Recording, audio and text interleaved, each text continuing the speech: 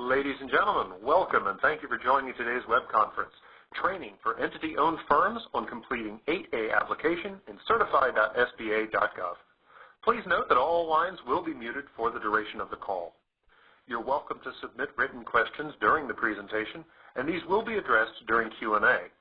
Please select the Participants menu at the top of your screen and opt to Send Note to all presenters. If you're logged in using the web-based application, use the Notes tab on the right-hand side of your screen and address your questions to all moderators. With that, I'll turn the call over to Francine Morris, Certified Program Manager. Please go ahead. Thank you. Hi, everyone. This is Francine Morris, certify.SBA.gov Program Manager.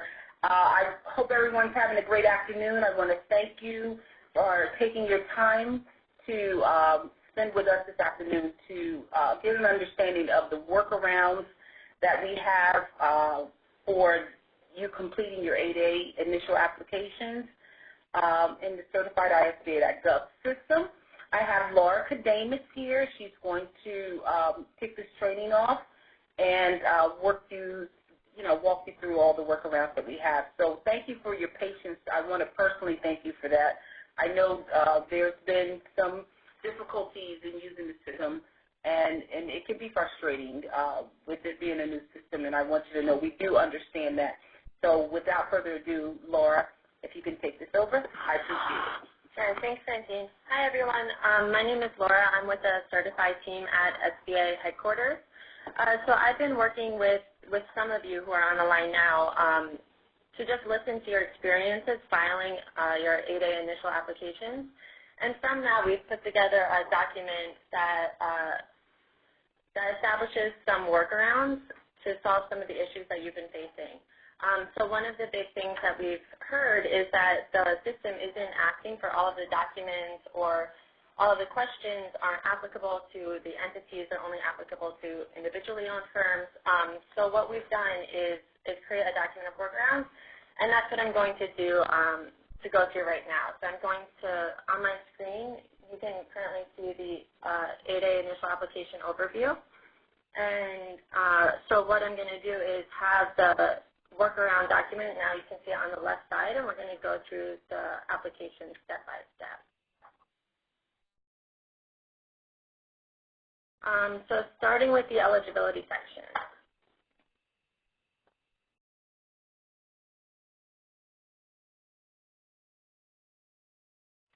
So if you see any questions in the form that don't have a corresponding question in the document, like this first one, is the applicant firm a for-profit business? There are no different rules for entity-owned firms, so you can just answer those as requested in the application. So we're going to go ahead to, has the firm generated any revenue? Now, all entity-owned firms here can select not applicable, NA, and you will have the opportunity to waive the revenue requirement later on in the application, so you don't need to worry about uploading anything at this point. The next question says, are all individuals claiming disadvantaged status in the applicant firm U.S. citizens? We know this is not applicable to entity-owned firms, but we don't give you that option yet in the form. So for now, answer that question however it stands for you, whether you're a citizen or not. If you select no, you'll see a warning, but the warning won't prevent you from submitting your application, and the analyst will know that this doesn't apply to you.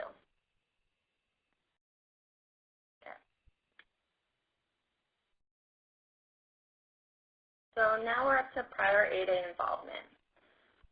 So the one-time eligibility requirement is applicable to the entity-owned firm that's applying, but not to the entity itself.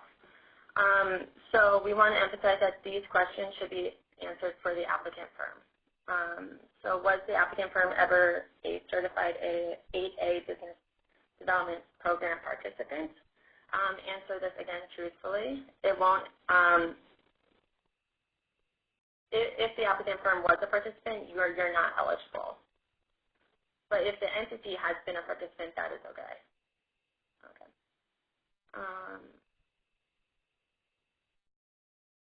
Again, this question, has the applicant firm ever submitted an application, applies to the firm, but not the entity itself.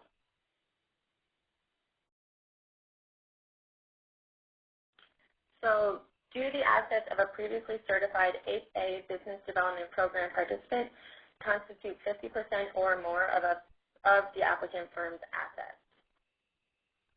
So, this question, if at least 50% of the firm's assets are the same as those of the former participant, the applicant firm is not eligible. So this only applies to assets held by the applicant firm. So if your firm uses assets from one of your sister subsidiaries that are actually owned by the parent company, and then you use them through something like a shared service agreement, that's fine. That doesn't count in this question.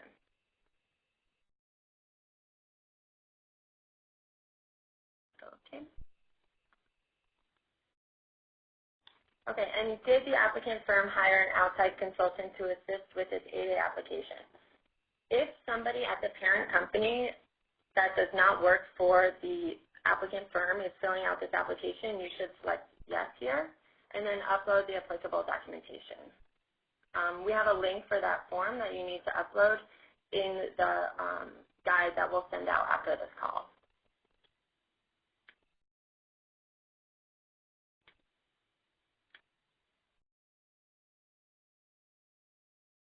Okay, so there's no other questions that are different for entity-owned firms in this section, but just because of the way the system works, I have to go through each page.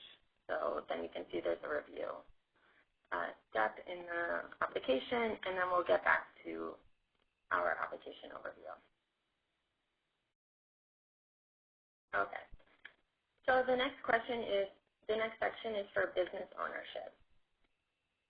This first question you answer normally. The second question, is the applicant firm at least 51% or more unconditionally owned by another entity?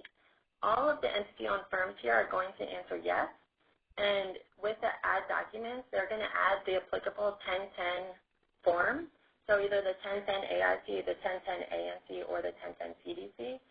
For the 1010 NHO, that form is currently out of date.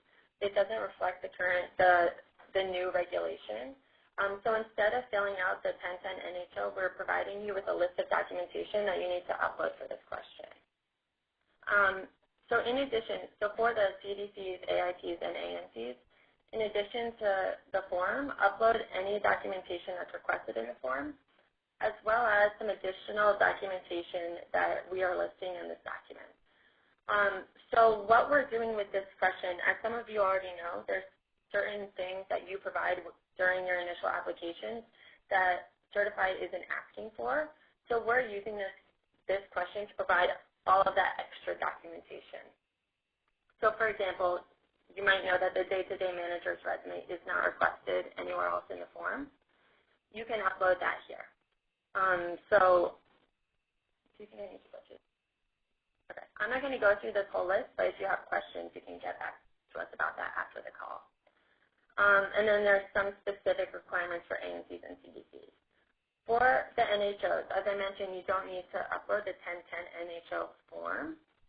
Instead, provide us with all of this information. So this list covers everything that was on the form that's still applicable, and then anything extra that we left out or that has to do with the new regulation.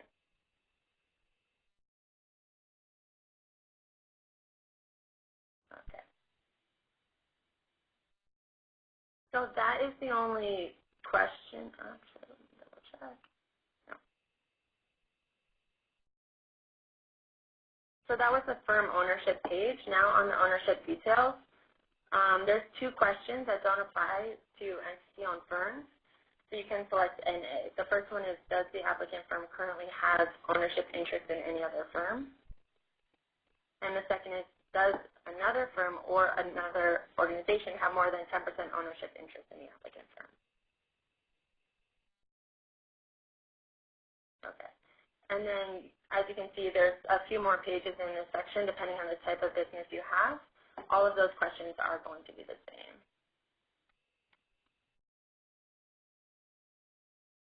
Okay. The next section we'll go through is potential for success. So for taxes, If your parent company files consolidated tax returns and those tax returns include those of the applicant firm, you can upload the consolidated tax returns. You don't need to, break those up. And with the upload, you should include all schedules and attachments. It's very important. If the firm is a new company, you just put it together for the purposes of applying to the program.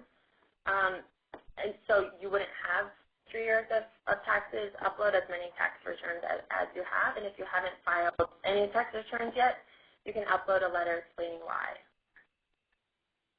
And then if the entity is not subject to federal income tax, so some of the AITs are not subject to federal income tax, you can just upload a letter stating that, and then the analyst will know.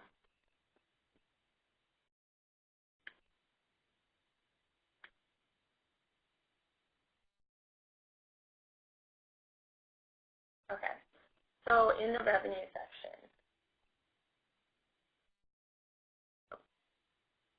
so there's this question, has the applicant firm earned revenue in its primary NAICS code for at least 2 years? This is where you're going to upload any evidence to waive your revenue requirement. So that could be either proof that the people who manage the daily business have the technical experience they need, as well as the firm has a record of successful performance on government and non-governmental contracts, and the firm has adequate capital to sustain its operations. You can upload all of that, or you can upload the parent company's letter of support and then your parent company's financial statements for the most recent year. If you would like, you can also upload here the 3-year primary NAICS analysis. We know some entity-owned firms upload that, but it's not a requirement.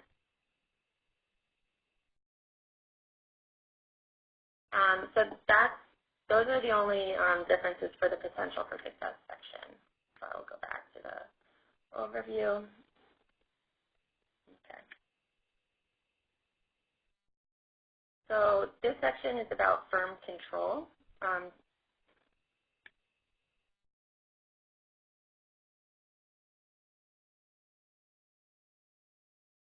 Okay. So this question, do any other firms or individuals provide financial support or bonding support to the applicant firm?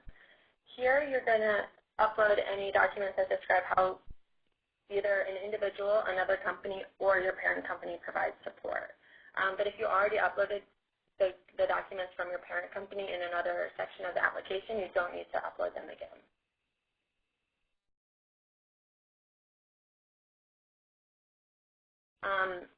This question regarding the highest compensated person in the applicant firm, here you can select NA because as entities you don't need to prove disadvantaged status. Yeah. Please upload all business bank account signature cards. So here you'll just upload the signature cards, and then we're also going to ask if you have bank signatories that are not officers, directors, member representatives, or day-to-day managers. So people who normally wouldn't submit the 1010 IND, we still need to get an SBA Form 912 from them, so you can upload that here. So that could be just an employee that has signatory access to your bank account. But for all those other people, like officers and directors, you don't have to upload the Form 912 because we're going to ask them to fill out those questions later.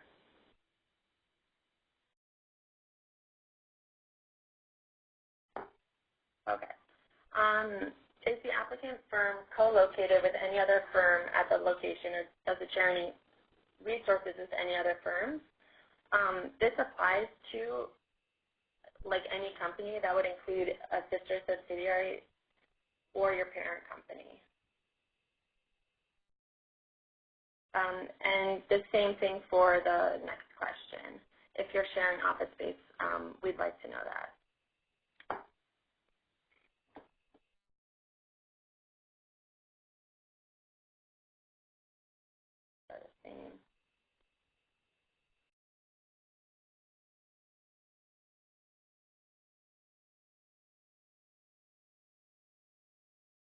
Okay, so you see right here there's a character section. The section is very short.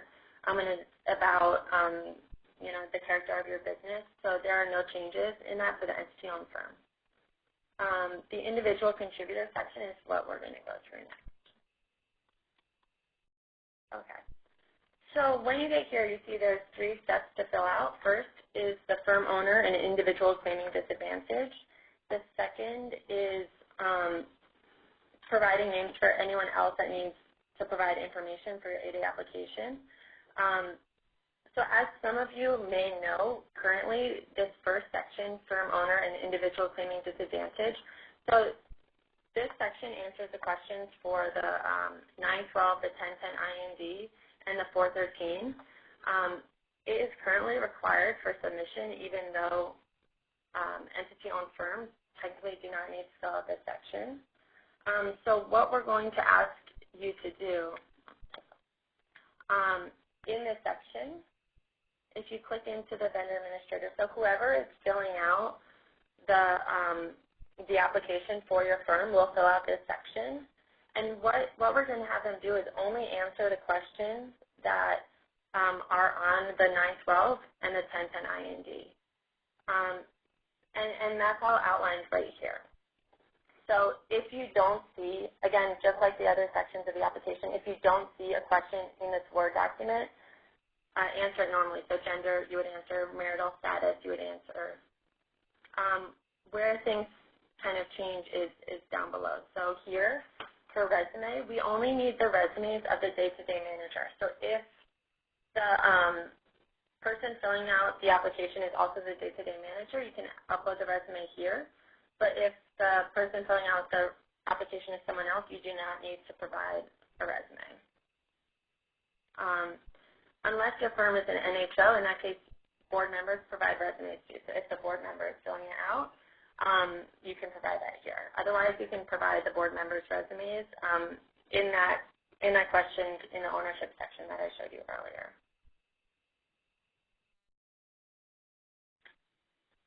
So we're going to skip ahead to full-time devotion. So you can answer this.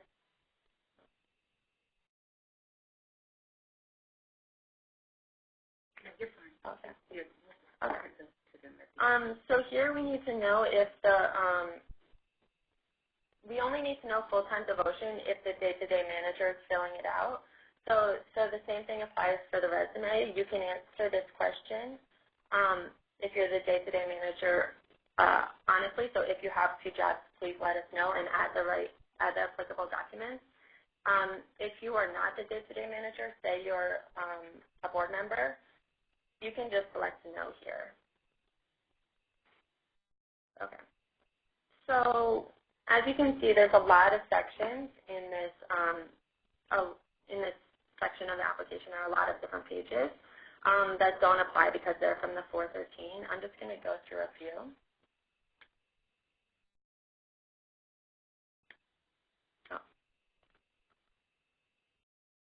Okay. So for basis of disadvantage, here we're going to have you select Native American, which will apply for the ANCs, the AITs, the NHOs, and the CDCs.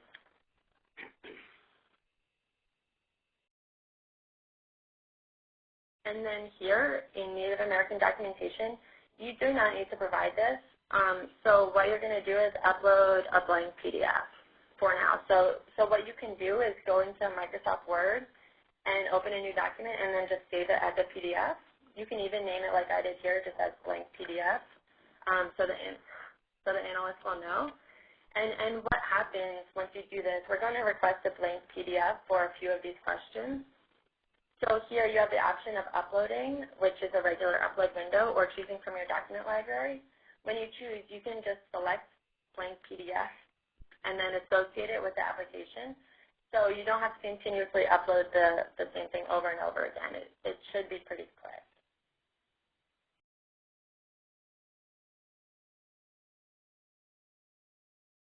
Okay.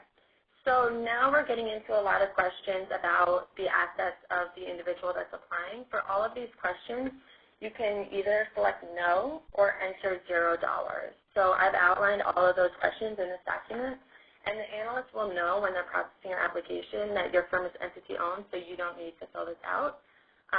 So you don't need to worry about them being confused as to why there are so many zeros on your application. So I'm not going to go through each question because it will take a long time to load the application.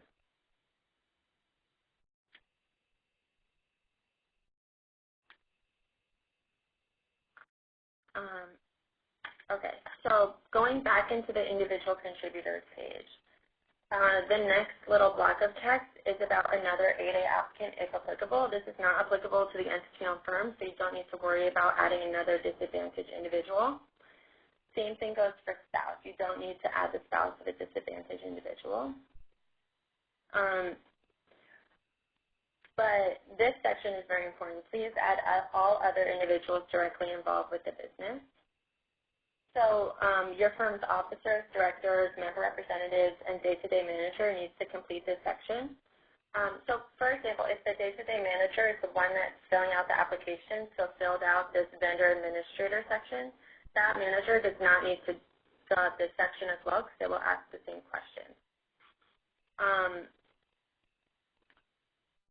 This section covers the former SBA forms 1010 IND and 912, and how it works is you'll select add an individual, and then you would type in that individual's name and email address, and then that person, let's say it's a board member, will receive an email from the Certify system prompting them to create an account, and then they'll fill out their section of the application.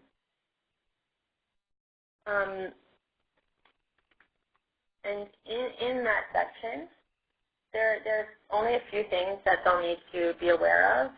So if you have board members and other managers that aren't on this call, please share this document with them so they know when they're filling out their section. But it's really just two questions. The first one, are you the former employer of the individual claiming disadvantage? This doesn't apply to entity-owned firms, so you can select no. And then business affiliations. Do any of your immediate family members have a contractual relationship with your firm? Again, you can select no. For the prior 8A involvement questions, we know that many of the people that are filling out this section for entity-owned firms will have prior 8A involvement, and they're allowed to. So here, just answer the questions truthfully, and it's not going to impact your firm's eligibility.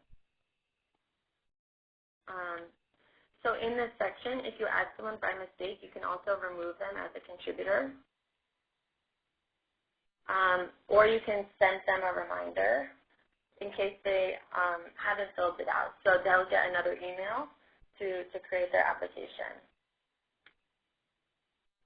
So that is all of the sections in the initial application. Should we just open it up for questions, or do you want to talk about the larger issues? Okay.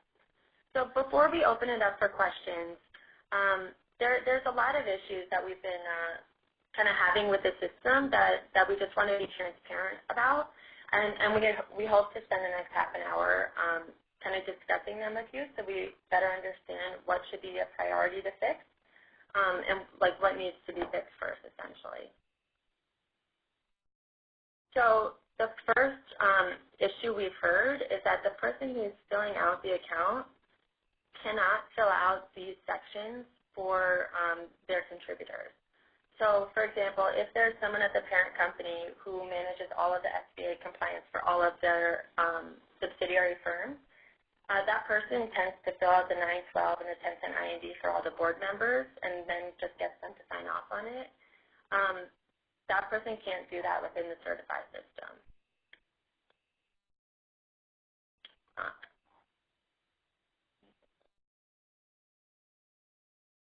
So this is Rick Lee. We realize that this creates a heavy burden for some of you, probably a lot of you. And we are working on functionality to change this, to be able to provide delegation for those board members so that they can assign someone to be able to fill those things out. The issue that we have from a system perspective is that we require a lot of personally identifiable information, which is extremely sensitive. And we need to be able to have a system that operates, we need to be able to control who can see that. So we'll be able to provide that delegation, but it has to actually come from that contributor. So if you have a board member named Jane Smith who needs to fill something out for the application, she's the one who needs to say, I'm going to delegate that authority to John Smith to be able to fill out that application, and that's the functionality that we're working on building. We're discussing that. Yeah, and actually Von Tran was just bringing up a great point. One of the hurdles to this is legal, right? So we're working with our general counsel's office to define what the requirements are specifically for that delegation. Okay. Thanks, Rick. So the second thing we've heard really relates to that section, and that is there's no administrator review function. So that means, let's say I'm the account administrator here, and I invite Rick Lee to fill it out because he's a board member on my firm. I cannot go into the system and see his information to correct any errors or anything that he might have done wrong. And again, that's because of that same PII issue. So this should be fixed once we implement that delegation software that Rick was just describing. The next issue, let me try to find an example here.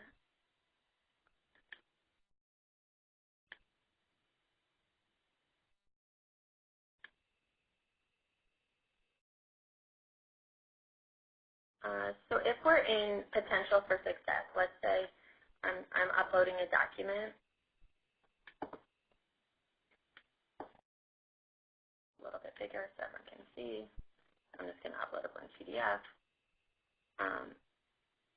You can see right here that there's a file type, and often there's only one option, so this might be the firm income tax returns, and that might not be what you're uploading. So for this question, you might be uploading a parent company letter of support. We know that this type is wrong, and that's fine. What you can do is right here, parent company letter, or something like that to describe what it is. And then the analyst will know that this type is incorrect, and then in the future we can go back and fix that. We're going to be incorporating another option eventually, so that you won't have like mislabeled documents.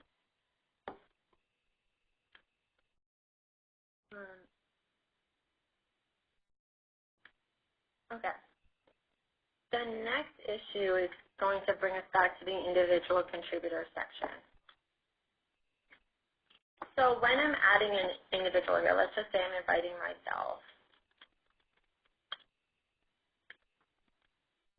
I get a warning because it says I already have an account in Certify. I'm already associated with another business.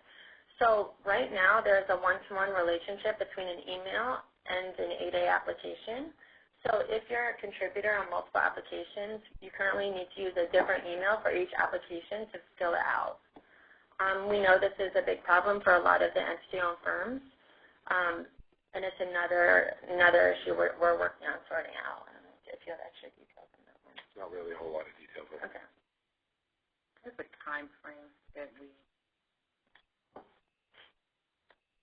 meant like months down. Months? Probably a couple of months, yeah. Down the road. Yeah, which is why we wanted to focus on getting some of these quick workarounds out. Okay.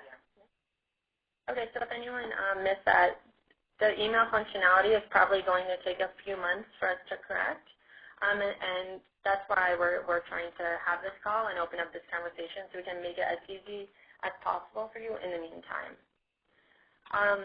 So the next issue we've heard is that there's not any place to submit additional information documents. So we're trying to solve that issue currently, like with this call, by giving you different spaces to upload different kinds of information that you might have. And then the last thing we've been hearing, and you can bring up additional issues after this, I'm sure we're not capturing everything here, but the last issue is that we're asking for the same information over and over again. So, for example, here I have the list of the firms owned by your entity. Or, for example, your parent company's tax returns. If you're filing multiple applications, you have to upload parent company tax returns multiple times. We know that's a barrier. We're working on a few things. One is we're trying to essentially baseline the system so it has all of your information in it so that in the coming years we can pre-populate certain things and you won't have to fill it out again. And then right now we're not able to connect two firms to each other to say, okay, they're associated as one entity. But we are working on that, and it is on the horizon for some time in the future. Is there anything else you want to add? No. Okay. Thank you. And with that, we'll open it up to questions. And ladies and gentlemen, as we move into the Q&A, please feel free to submit a written question using the Participants menu at the top of your screen and opting to Send Note to all presenters. If you're logged in using the web-based application, use the Notes tab on the right-hand side of your screen and address your questions to all moderators. We have received a few questions so far. First question comes from Colleen. Is there a list of all extra documentation needed? Yeah, so all of the documentation you need will be in this, not here, but all of the documentation that we've listed in this, sorry, it takes a little while to load the whole thing, in either the tables here or right below the tables. This should cover all of the documentation that you need to provide. We've worked with the analysts at different district offices. We've worked with the legal team here at headquarters, and we've worked with a few different firms. So we think we've captured everything. There could be things we're missing, in which case please submit any other documentation to this question. That is the applicant firm at least 51% or more unconditionally owned by another entity?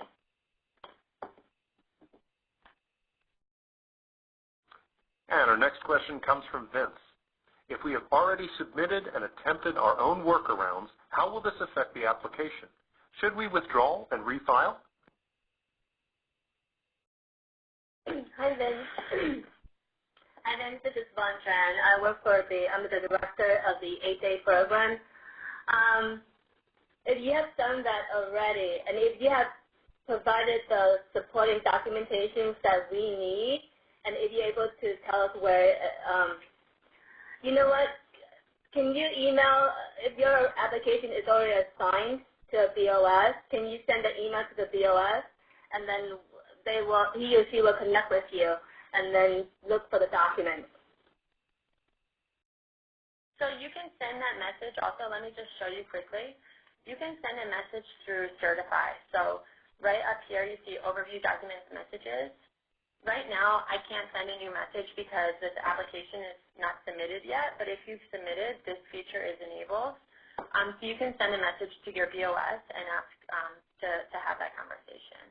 Good. Yeah, and you can tell them where you uploaded the supporting documentation in what section. That will help them navigate. Yeah, and process that. Yeah. And our next question comes from Colleen.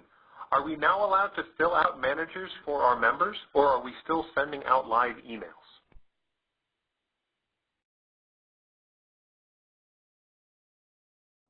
As Rick indicated, this system is built to protect people's PII. We're not going to say, you can fill out on the person's behalf. That is up to the business. We can't tell you that, but all we can tell you is that we are working on the delegation to fix the issue. So, right. So I can show that again. What you have to do, that's all we can tell you. We can't tell you that that's okay for you to do. Right. So what you have to do is, if your manager, for your manager to fill it out, you have to enter their name and email address, and then that manager will get a notification from the certified system that says create an account, and then they'll fill out their section of the application.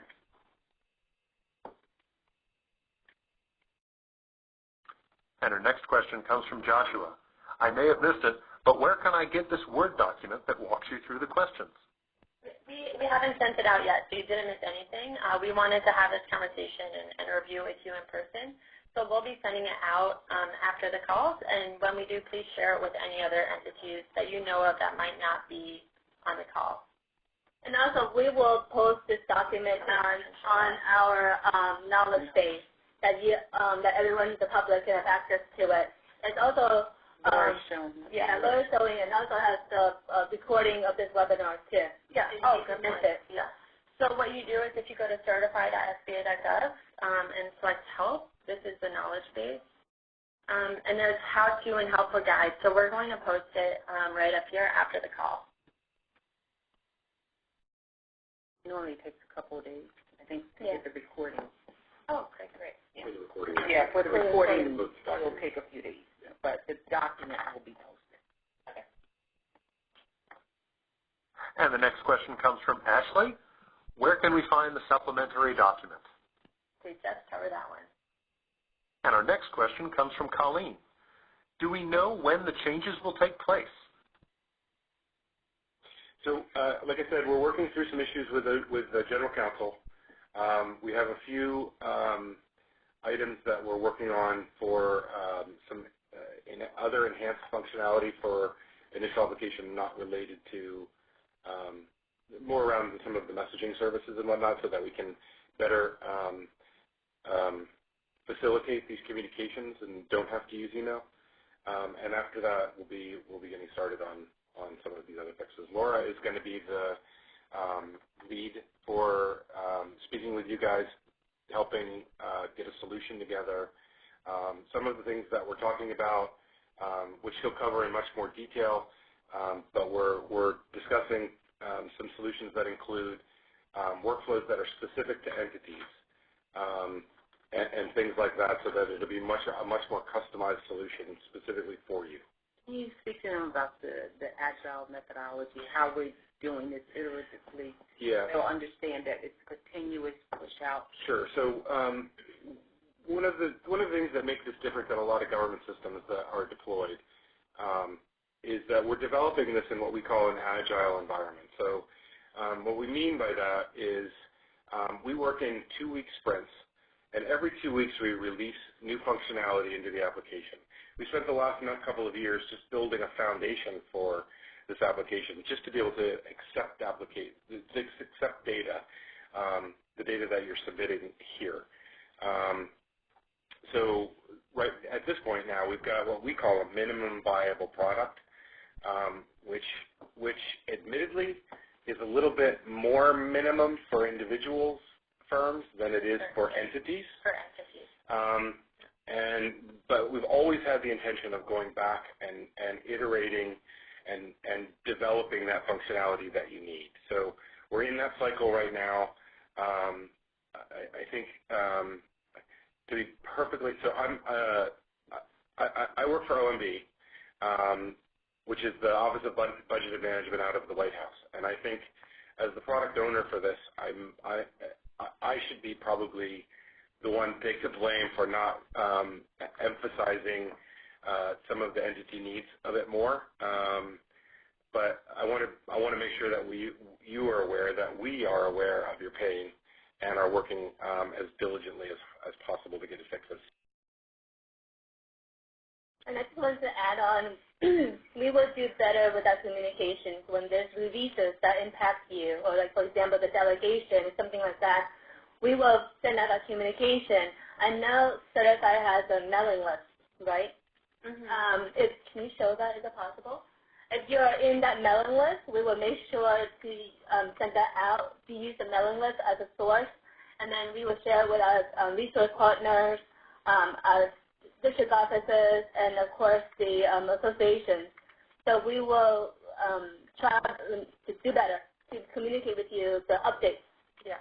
And we'll figure out a way. I'm actually not quite sure how to show the mailing list right now, but we'll figure that out and add it to the guide when we send it out.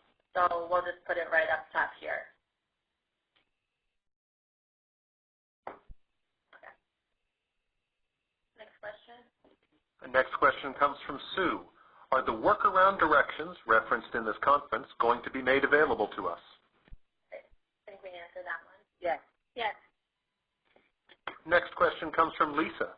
Are the forms 1790, 1010 Rep, and 4506T, supplementary and parent, required? And where should they be uploaded?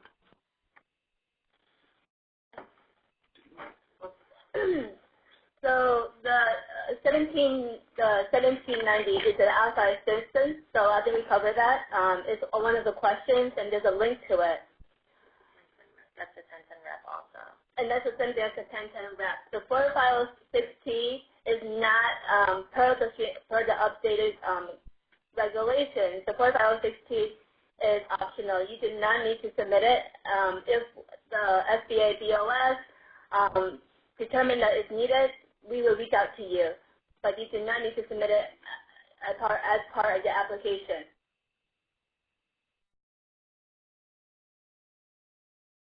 And our next question comes from Carl.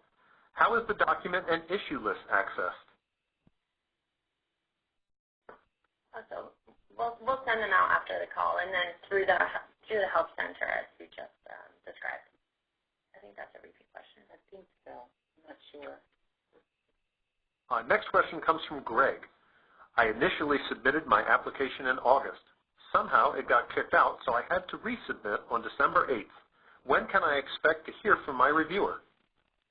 This is Vaughn. I want to be transparent. We are backed up in our application. As you understand, we are trying to, there's an application in our old system, BMIS, and that system, as you know, will go away. So we are trying to do our best to get those applications out. But we also know that we are trying to figure a solution to address all the applications and certify. So we have teams trying to work through the application and certify. And as you know, with any new system, there could be technical difficulties and bugs and fixes and stuff that we need to address. So we ask for your patience and understanding as we do this, enhance the new system. If you have heard back from us, feel free to reach out to us. But again, please give us some patience. Just ask that you have patience with us and understanding as we try to work with our new system. And our next question comes from Melanie. In the individual contributor section, I have the A director listed twice with the same email address. The application status for one of them shows complete, and the other shows in progress. If we remove contributor to the in progress profile, will it automatically delete the completed profile and force the director to start over? Yeah, you could submit a help desk ticket. It shouldn't do that. But it might be better to double check. But it'd be better to double check, yeah. So you don't delete anything. So if you email help@certify.SBA.gov and include your firm name and DUNS number and just that description, they should be able to confirm that for you. And our next question comes from D. To set up the initial account for Certify, it requires the owner to set up the account. Entity-owned participants usually have employees to set up multiple accounts. How do we get around this? Right, so that is the issue we were talking through before. If you have an employee that's filling out the application, you can use their email. We're going to have to use multiple emails. Yeah. So the employee is going to be able to fill out all of the sections, and then everyone else will just have to fill out the individual contributor stage. Yeah. So what we recommend at that level at this point in time is, and we realize this is not an ideal solution, but so what we recommend is that you set up an email address on Google or something like that that will allow you to create an address that's specific to the firm, to your firm.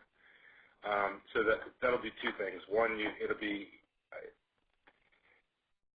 you can track that form. You can track that. We can track that form. You can, if you trust all of the employees that you're working with, and I'm sure you do, or they wouldn't be your employees, you can share that email address to get the applications completed, and then having one for each firm will temporarily solve the problem of parent companies who have multiple firms and one manager to manage them. They just need to track multiple emails for a short period of time. What we would ask from you is, if you're going to do that, send an email to Vaughn or someone in the program, maybe whatever email address Vaughn wants to use. She'll post that up in the chat here. That lets us know what emails you're assigning to each firm, so that when we do get this fixed in a couple of months, we can go back and replace those emails and reassociate the firms with that single user. So maybe at that time we will provide you additional guidance with a document. Yeah, but I want to make sure that they know that they should be tracking those. They don't have to send them right away. Okay. We just want them. I want to make sure that they. So you just put it on that side then. Sure. And so you understand, if you choose not to track them, it's not a big deal. You'll just have to contact us probably through the help desk to get those changed when we're ready. To help you, to help us, I think it would be good if you can help us, because that way we can speed up. Yes. Track. Yeah. Yep. Okay. Next question comes from Melanie. Work documents. How do you know who to send it to? I did not register for this course. If you're talking about the guide, we will send it out to the association, but again, it would be posted on our knowledge base, so you can have access to it. And the next question comes from Grace. If you have limited access to 3G and LTE internet, is there an option to work offline and save for later to submit when you are connected to decent internet speed? No, there's not right now. So what we'd recommend, I think, is take a look at the documents that Laura's provided. In your offline time, or when you don't have good connectivity, make sure that you pull all of the documents that you need and stick them in a single folder, and then you'll just have to complete the application when you get into a better location. One other thing that I'd like to point out is these PDF scans, oftentimes as you scan documents to be included, you're going to be using default settings on the scanner, which aren't necessarily always best for uploading. One thing that you want to probably check is the resolution of how you're scanning the documents. We only accept files that are up to 25 megabytes, but more importantly, if you are in a lower bandwidth area, the smaller you make those files, the better the system will work for you. Right. And just to point out quickly how saving works, if you are filling out your application, once you select Save and Continue on that page, everything that you uploaded and everything in that page is saved. So you don't have to complete the whole section before the system is saving it. It is saving it as soon as you complete the page. So depending on your bandwidth, you can plan that way as well. Okay. And our next question comes from William. With the new system of application submittal and the old system being reviewed, will the 60 to 90-day window still apply for the application process, or will it take longer? So you're talking about the 15-day screening, the 90-day processing, and the 45-day reconsideration, right? And those are our statutory, review time. We always try to reach that goal, but there are times where we won't meet that goal due to building a new system, technical bugs, the workaround. So we will do our best with the limited resources that we have. As you understand, with agencies, we are working round the clock. So again, I ask for your patience. If you have questions, you always feel free to contact me. My email and my phone number is 202-205-7567, or email at van.tran@SBA.gov. But I will ask that you reach out to your BOS and their supervisor if they're, for asking for status. And again, Laura indicated about messaging. If your application has been longer, like months, and haven't heard anybody from, from the BLS or from the supervisor, then reach out to me.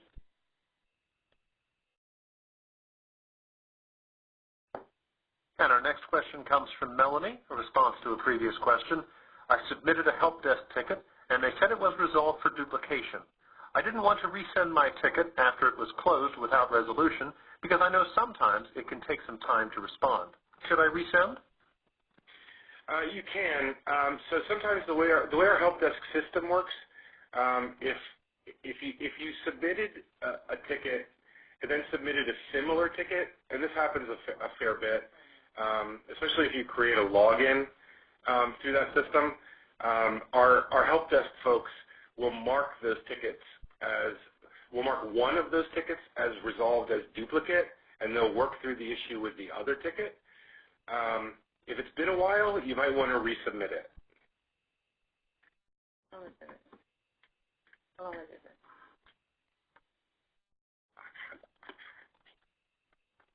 And we do have one question remaining. This one is from Lisa. Rather than creating additional alias emails for the same person for different 8A firms, can we just upload Form 912, 1010, and resumes? No. Unfortunately, again, as we're trying to build a system and establish the firm's application, that's the reason why we take away the form, right? The questions on the form is in the system, and we're trying to move away paper. We're trying to be paperless. If you upload the form, that means somebody still has to go in and answer the question. So, but what Von says is true, but this is also on our radar for fixing in the next couple of months. One of our goals is to get to the point where we not only have delegation, so that, say, a board member can delegate someone to complete their part of the application, but also reuse, so that a board member's application can be applied to multiple firms. Yeah. So we realize there's some pain in the short term, but it's on our list to get fixed. In fact, it's a priority of ours right now.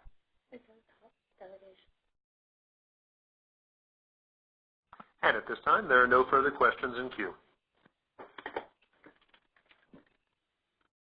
Another minute or so. Anyone else thinks of it? The name of the person that had to help us to it? Hold on. Melanie. Was it Melanie or William? Melanie. It was Melanie. Melanie, the help desk ticket that you have that you were concerned about, if you could send me an email. It's Francine, FRANCINE .Morris, MORRIS @SBA.gov. That's Francine.Morris @SBA.gov. I think there was two. One was a question of duplicate, and then the other was Same question. Was it the same? Send an email. Yeah, I'm looking to see if I can find Melody's ticket right now. Okay, I didn't know if that was William. We'll take care of that for you.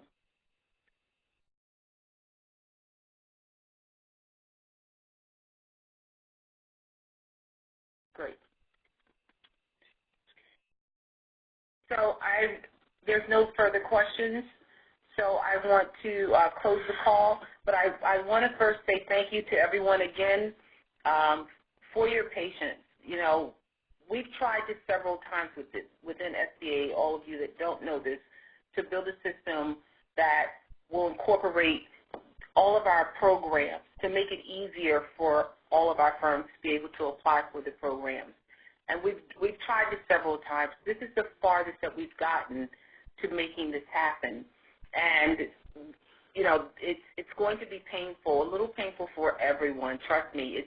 We're looking at not only, all of our industry, that's both our individual firms as well as our entities, as well as our analysts inside of SBA that have to use the system as well. We have a lot of stakeholders across the board that this system touches with inside of our agency as well, with our OGC, and I just want to thank you all for your patience. It's a little painful at start, but if you could give me some patience and work with us, we're working to get your feedback. We're not going to stop reaching out, and we're going to have a system that will work for everyone in the long run. So again, it takes some time. I understand you all have some real hard workarounds. I thank Laura for her support in being our point person with the entities. I really appreciate that. But I do want you all to know that we're here. We're willing to give emails, telephone numbers. We know that there's going to be issues, but we're going to work through those issues. And again, timeline-wise, things may seem months down the road, but trust me, we're releasing functionality, as Rick said, every 2 weeks to try to make the system better for everyone. And you'll be seeing the progression as we do as well. So again, thank you all, and no other questions. We'll end the call. Thank you. Thank you to all our speakers, and thank you to all in the audience for joining us today. The event is complete, and you may disconnect.